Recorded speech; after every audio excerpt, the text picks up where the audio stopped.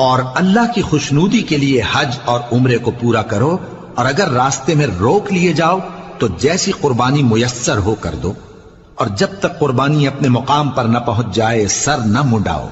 اور اگر کوئی تم میں بیمار ہو یا اس کے سر میں کسی طرح کی تکلیف ہو تو اگر وہ سر منڈا لے تو اس کے بدلے روزے رکھے یا صدقہ دے یا قربانی کرے۔